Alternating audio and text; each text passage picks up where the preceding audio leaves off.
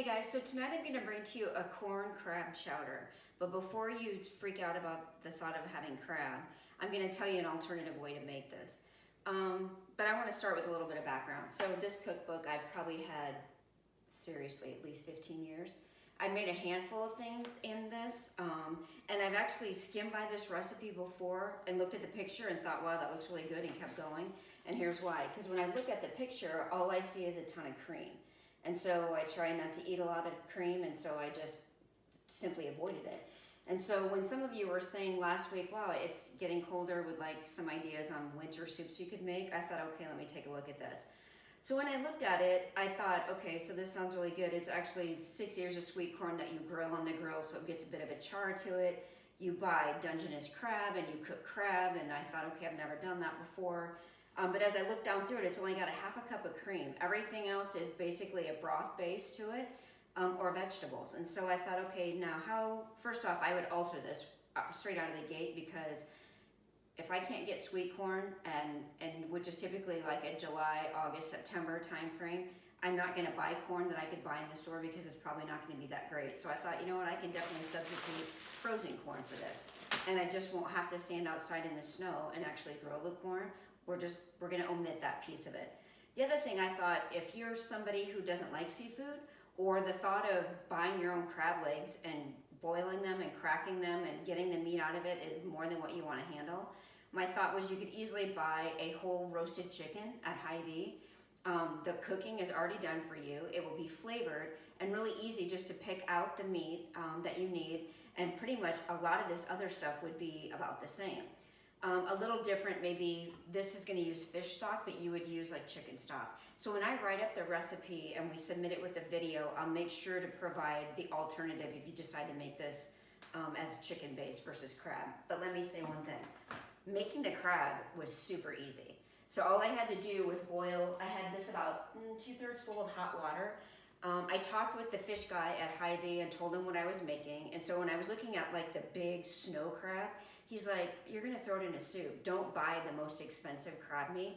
And he said, actually the smaller crab legs, and I can't, now that's escaping me what they're called. It's not Dungeness crab, it's snow crab. He said they actually have a little bit more flavor to them, and it'll be a lot cheaper to do. He said simply boil them in water for about 4 minutes, let them cool just a bit, and then go through the process of basically breaking them up.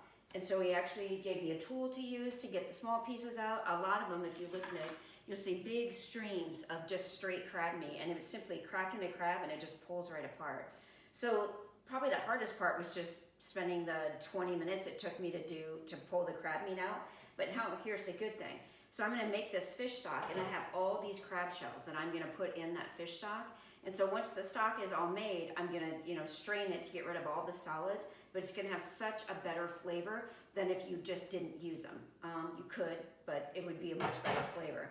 So the fish stock is really, I've got a couple tablespoons of butter that are sauteing. I'm gonna add an onion to that. I'm gonna let that cook down maybe for 5-10 minutes. And then I'm just gonna add some fish stock, some white wine. I'm gonna add thyme. I'm gonna add a little bit of basil. And I'm gonna add, I think it's 1.5 cups or so of water, and I'm gonna add these shells. And they're gonna cook about 20 minutes till it starts to reduce. Then I'm gonna strain all that out, and then I'm gonna add all the juice back to the pan, and then to that I'll cook, I'm just gonna take red potatoes, and anytime you make a soup with potatoes, always use red. Red potatoes will keep their shape and still be tender. A white potato or a Yukon Gold will get mushy, and it'll just start to like fall apart in your soup. So use red potatoes if you're making soup. And literally we're just gonna add the potatoes, the corn, the crab, the cream. I think that's about it. And we're gonna let it cook down again and let it get thick. So rather than adding more cream and maybe some flour in order to thicken it up, we're just gonna let thyme take its place. It's just gonna condense that soup down. It's gonna evaporate some of the liquid out. But that's kind of the process we'll go through. And so we'll probably do a couple videos. So we've got this one going now. We'll probably pick it back up when I finish the stock. And then maybe we'll pick it back up, kind of at the end. But give this one a try. Don't be afraid to try things that are new. And don't be afraid to look at recipes and think about, what could I do different? If I don't like seafood, what could I use? Or just think outside the box.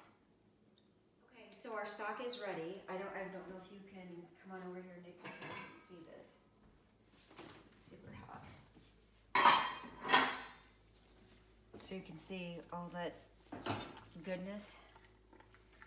So what I've done is I've got another stock pot in the sink with the strainer. I'm just gonna pour all this in here. Ideally, just get all of the liquid will go through. I really like to have all of everything but the shells, but no way to separate those all out. Okay, so I'm gonna take see a couple shells in here. Obviously, if you're using chicken, you won't have to do any of this. So what we're gonna do now is I'm gonna take that leftover stock, I'm gonna put it right back in that same pan. And I'm actually cutting out quite a few steps because the original recipe that I had you like pureeing all the soup into batches and then adding stuff back into it. And I'm thinking I'm okay if my potatoes and my onions and stuff are chunks. That's not a problem for me. You can see I've got this really good fish stock here, so we're gonna dump this all back in. All right, and all I'm gonna do is I'm gonna put this back on the stove. I've added about 3.5 cups of red potatoes, just diced up. I'm gonna add that, let them cook. I'm gonna bring it to a boil, add these, let them cook about 5 minutes. I'm gonna add my corn, let it cook maybe another 10 minutes. And then right before, or when we're close to being ready to eat, because we're watching the Iowa game, I'll throw in the crab, I'll add the cream, I'll let it cook about 5 minutes, and then it'll be time to eat. So we'll be back once it's time to eat. Hey guys, so we got it all pulled together. I let the potatoes cook, I added the corn, I added all the crab that I had, and I probably ended up with almost 2 pounds of crab. And then I added about 1/2 cup of whole cream, and just salt and pepper. So I don't know if you can see this, Nick. Like I haven't added any flour, and it's still nice and thick. So I'm kind of excited. It's actually like not a ton of broth. It's basically potatoes, corn, and crab. The other thing I did was I went out to my Fitness Pal and saw that for 3 ounces of crab meat is only 70 calories and 17 grams of protein. So it's super high protein, no fat, very low calories. So don't shy away from trying something different. Hope you like it.